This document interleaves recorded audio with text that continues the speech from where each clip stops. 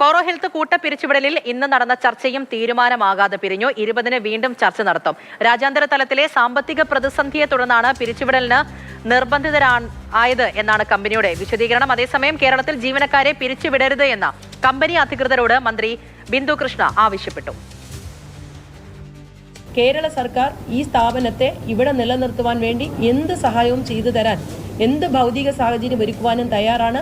എന്തെങ്കിലും പ്രശ്നങ്ങൾ ആ കമ്പനി നേരിട്ടിട്ടുണ്ട് എങ്കിൽ, നമ്മുടെ സംസ്ഥാനത്ത് നേരിട്ടിട്ടുണ്ടെങ്കിൽ അത് പരിഹരിക്കാനും തയ്യാറാണ് എന്ന് ഞങ്ങൾ പറഞ്ഞു.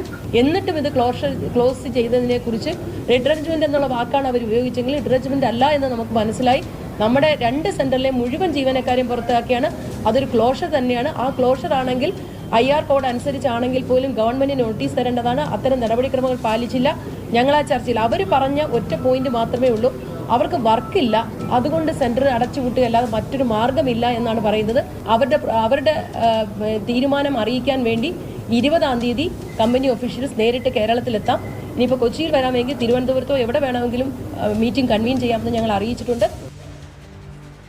അരുൺ ശങ്കർ കൊച്ചിയിൽ നിന്ന് വിവരങ്ങളുമായി ചേരുന്നുണ്ട്.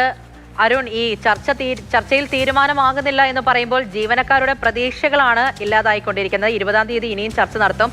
അതിലും ഫലം കാണുമോ എന്നുള്ളതിൽ ഇപ്പോഴും ഒരു ഉറപ്പുമില്ല. അങ്ങനെയാണെന്നുണ്ടെങ്കിൽ സർക്കാരിന്റെ ബാക്കി നടപടികൾ എങ്ങനെയായിരിക്കും? ഇന്നത്തെ ചർച്ചയിൽ എന്താണ് സംഭവിച്ചത്? തീർച്ചയായിട്ടും ഈ വിഷയത്തിൽ സർക്കാർ ഉറച്ച നിലപാടിൽ തന്നെയാണ്. കാരണം ജീവനക്കാർക്ക് തിരിച്ച് തൊഴിൽ ലഭിക്കണം എന്നൊരു നിലപാടിൽ തന്നെയായിരുന്നു. ആ നിലപാടിൻ്റെ അടിസ്ഥാനത്തിലാണ് ചർച്ച നടത്തിയത്.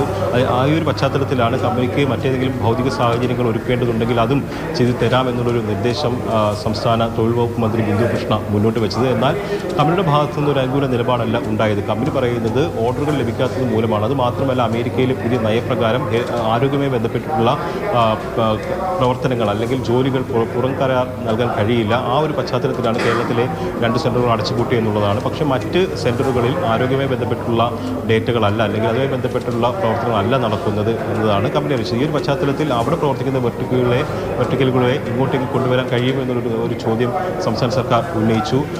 എന്നാൽ ഇക്കാര്യത്തിലൊന്നും ഒരു അനുകൂല നിലപാട് ഉണ്ടായില്ല. പക്ഷേ അവസാനമാണ് സർക്കാർ കടുത്ത നിലപാടിലേക്ക് പോയത്. അതായത് നിലവിലെ തൊഴിൽ നിയമങ്ങളുടെ ലംഘനം കമ്പനിയുടെ ഭാഗത്തുനിന്ന് ഉണ്ടായിട്ടുണ്ട് എന്ന് സംസ്ഥാന സർക്കാർ ചൂണ്ടിക്കാട്ടി. അതുകൊണ്ട് ഈ സർക്കാർ മുന്നോട്ട് വെച്ചിട്ടുള്ള നിർദ്ദേശങ്ങളിൽ നിലപാടറിയിക്കാൻ 20 വരെ സമയം അനുവദിച്ചു. അതുമാത്രമല്ല, ഇന്നത്തെ ചർച്ചയിൽ കമ്പനി പ്രതിനിധികൾ, മാനേജിംഗ് ഡയറക്ടർ യദ്വീന്ദ്ര സിംഗ് ജസ്പാൽ ഉൾപ്പെടെയുള്ളവർ വീഡിയോ കോൺഫറൻസ് മുഖേനയാണ് ഹാജരായത്.